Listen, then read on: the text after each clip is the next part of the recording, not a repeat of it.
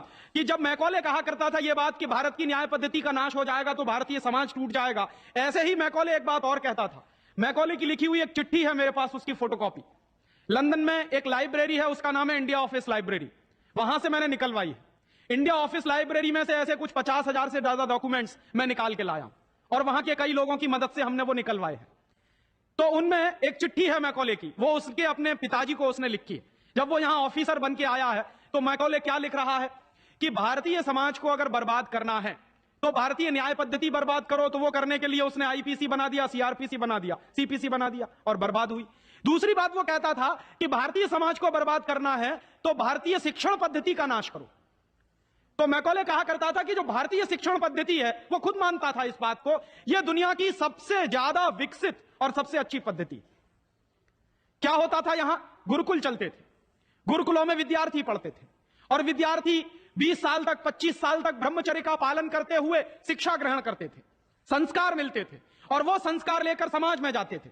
उन्हीं संस्कारों से संस्कृति बनती थी और वही संस्कृति भारतीय संस्कृति कहलाती थी।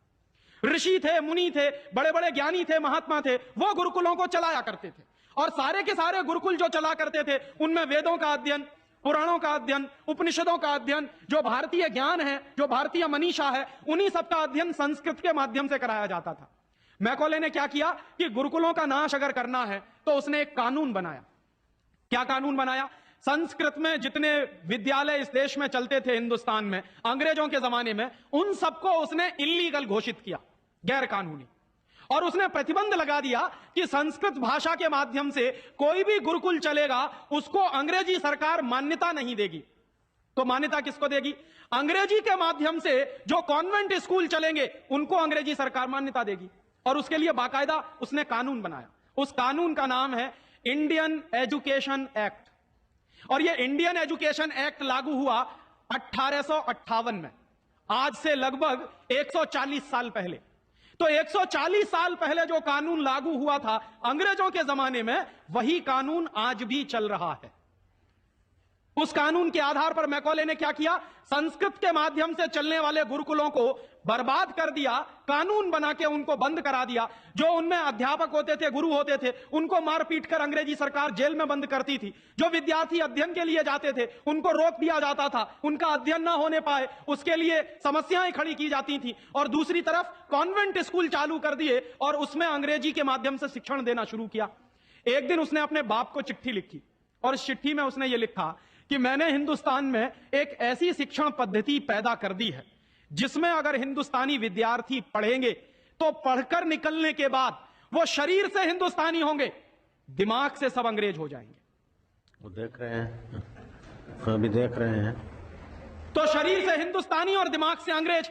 तो मैकॉले दूसरी बात लिख रहा है उस चिट्ठी में कि जब वो शरीर से हिंदुस्तानी और दिमाग से अंग्रेज हो जाएंगे तो अंग्रेजों के हिसाब से सारे काम करेंगे।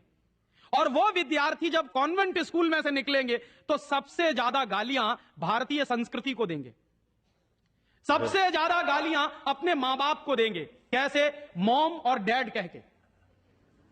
डैड माने होता है मरा हुआ और मम्मी माने होता है शव। इजिप्ट में आप जाइए, मिस्र एक देश है, वहां पे मम्मीज कहा जाता है किसको? मरे हुए आदमी के शव को। तो हमारी मां हो गई मम्मी, मम्मी, और पिताजी हो गए डैड। आया कहां से ये? मैकॉले ने डाल दिया हमारे दिमाग में। और मैं ये कहता हूं कि मैकॉले तो मर गया, उसका बाप भी मर गया, सब मर गए, भगवान उनकी आत्मा को शांति दे, लेकिन उसकी जो आत्मा है वो हम सब में प्रवेश कर गई है। और कैसे प्रवेश कर गई है? मैं आपको यह इतिहास की सच्चाई बता रहा हूं कि जिस जमाने में मैकॉले ने इस देश में सबसे पहला कॉन्वेंट स्कूल खोला था कलकत्ता में, वो कॉन्वेंट स्कूल चला नहीं, बंद हो गया। क्यों बंद हो गया? क्योंकि कोई भी भारतीय मां बाप अपने बच्चे को कॉन्वेंट में पढ़ाने को नहीं भेजता था। अंग्रेजों के जमाने की बात बता रहा हूं। अंग्रेज अपनी पूरी ताकत लगाकर भी इस देश में कॉन्वेंट स्कूल चला नहीं पाए, लेकिन अंग्रेजों के जाने के बाद गांव गांव में, गली गली में कॉन्वेंट स्कूल चल रहे हैं। और ऐसे मम्मी डैडी पैदा हुए हैं इस देश में जो बच्चे का जन्म लेने के पहले रजिस्ट्रेशन करवाए आते हैं कॉन्वेंट स्कूलों। कहते हैं कि अगर रजिस्ट्रेशन नहीं कराया तो एडमिशन नहीं मिलेगा। तो कॉन्वेंट स्कूल में पढ़ाना बहुत जरूरी है बच्चे को। और मैं अक्सर पूछता हूं कि काहे को पढ़ाते हैं कॉन्वेंट स्कूल में, तो कहते हैं राजीव भाई जब हमारा बच्चा कॉन्वेंट में पढ़ेगा तो बहुत स्मार्ट बन जाएगा। तो मैं पलट के पूछता हूं कि जरा बताइए स्मार्टनेस क्या होती है। तो अक्सर मां बाप मुझे जवाब देते हैं जो दिल्ली बंबई में रहते हैं कि हम बच्चे को कॉन्वेंट में इसलिए पढ़ने को भेजते हैं कि जब वो कॉन्वेंट में पढ़ेगा तो टाई लगाएगा, मोजे जूते पहनेगा, बढ़िया सूट है। तो अंग्रेजों के देश में टाई इसलिए लगाई जाती है कि वहां ठंडी बहुत पड़ती है, सर्दी बहुत पड़ती है, और एक साल में 6 महीने भयंकर बर्फ पड़ती है। कभी कभी तो यह हालत होती है कि 6-7 महीने सूर्य भगवान के दर्शन नहीं होते। और वहां की जलवायु ऐसी है कि आज अगर सूर्य निकला तो जरूरी नहीं है कि कल भी निकलेगा, परसों भी निकलेगा, नरसों भी निकलेगा। भारत में ऐसा नहीं है, आज अगर निकला है तो कल भी निकलेगा, परसों भी निकलेगा, 3 महीने बाद भी निकलेगा, 1 साल बाद भी निकलेगा, ऐसे ही निकलेगा। इंग्लैंड के लोग ये गारंटी से नहीं कह सकते। तो वहां ठंडी बहुत पड़ती है, सर्दी बहुत पड़ती है। और जिन देशों में सर्दी बहुत पड़ती है, ठंडी बहुत पड़ती है, वहां के लोगों को अक्सर जुकाम बहुत होता है, नाक चलती है। तो जब नाक चलती है तो उस नाक को पोंछने के लिए बार बार जेब से रूमाल निकालना पड़ता। तो उन्होंने क्या किया कि एक रूमाल गले में लटका लो जो नाक पोंछने के काम आएगा। और टाई का माने क्या होता है, अंग्रेजी का शब्द है TIE। टाई का माने होता है गले के चारों तरफ लटकाया गया कोई कपड़ा। किस काम आता है वहां पर, नाक पोंछने के। क्यों करते हैं? क्योंकि ठंडी बहुत पड़ती है, सर्दी बहुत पड़ती है। हमारे देश में तो 1 साल में 9 महीने गर्मी पड़ती है, और यहां गुजरात में तो 12 महीने गर्मी पड़ती है। मैं तो यूपी का रहने वाला हूं, वहां थोड़ी बहुत ठंडी जरूर पड़ती है, यहां तो बिल्कुल नहीं पड़ती। तो वहां तो इसलिए टाई लगाते हैं कि उनको जरूरत है उसकी। हम हमारे बच्चों को क्यों लटका रहे हैं अपने गले में टाई? मर गए अंग्रेज और चला गया मैकॉले, लेकिन उसकी आत्मा का वास हम सब में हो गया। जिसको देखो वो कॉन्वेंट स्कूल में घुसा रहा है अपने बच्चों को, जिसको देखो वो अंग्रेजियत की तरफ ले जा रहा है। बड़े शर्म की बात है, शर्म की बात है, सावधान होना चाहिए। एक बार बंबई में मैंने एक जगह व्याख्यान में पूछा, पढ़े लिखे कुछ लोग बैठे थे, कि आप अपने बच्चों को कॉन्वेंट में क्यों भेजते हैं? आपको मालूम है कॉन्वेंट का मतलब क्या होता है? यूरोप के देशों में कॉन्वेंट का मतलब क्या होता है? यूरोप में हजारों साल एक परंपरा रही है जो हमारे यहां कोई सोच भी नहीं सकता उसके बारे में। यूरोप की परंपरा क्या रही है हजारों साल? वहां बच्चे लावारिस छोड़े जाते हैं।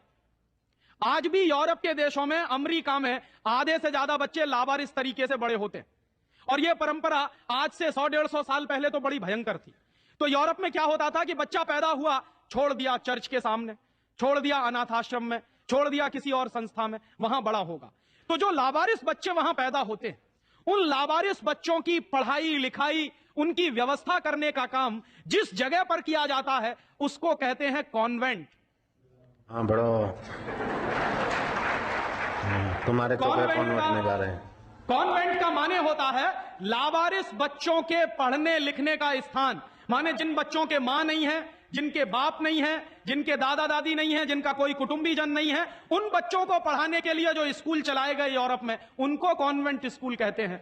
तो हम हमारे बच्चों को कॉन्वेंट में क्यों भेज रहे हैं? हाय राम, तौबा तौबा। यहां तो मां भी है और बाप भी है, लेकिन हम इतने बेवकूफ हो गए हैं कि मां बाप के रहते हुए बच्चे को लावारिस बनाने के लिए कॉन्वेंट में भेज रहे हैं। और वहां जाके बच्चे पढ़ते हैं तो क्या पढ़ते हैं? कल जो बापू कह रहे थे किस्से में, वही बंबई में एक दंपत्ति ने मुझे कहा, पति पत्नी थे, कहने लगे राजीव भाई अगर बच्चा अंग्रेजी नहीं पढ़ेगा तो पीछे रह जाएगा। तो मैंने उनसे पूछा आपको मालूम है दुनिया में कितने देशों में अंग्रेजी चलती है? तो कहने लगे अंग्रेजी तो अंतरराष्ट्रीय भाषा है। मैंने कहा आपको तब जानकारी नहीं है।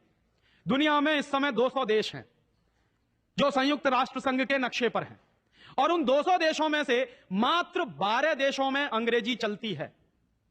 बाकी 188 देशों में उन देशों की अपनी भाषाएं चलती हैं। तो 200 देशों में से मात्र 12 देशों में अंग्रेजी चलती है, तो अंग्रेजी अंतरराष्ट्रीय कैसे हो गई? अगर 200 में से 150 देशों में अंग्रेजी चलती तो मैं मान लेता कि अंग्रेजी अंतरराष्ट्रीय भाषा, लेकिन मुश्किल से 12 देशों में जो भाषा चलती है उसको हम कहते हैं कि अंतरराष्ट्रीय भाषा। और दूसरी बात, उसी दंपत्ति ने कहा कि राजीव भाई अंग्रेजी बहुत समृद्ध भाषा है, बहुत रिच लैंग्वेज है। जो शब्द उन्होंने इस्तेमाल किया, रिच लैंग्वेज माने समृद्ध भाषा। तो मैंने उनसे कहा कि दुनिया में अंग्रेजी से ज्यादा रद्दी दूसरी कोई भाषा नहीं है। क्यों? उसका कारण है, उसका कारण है, जानते हैं क्या है? अंग्रेजी में चाचा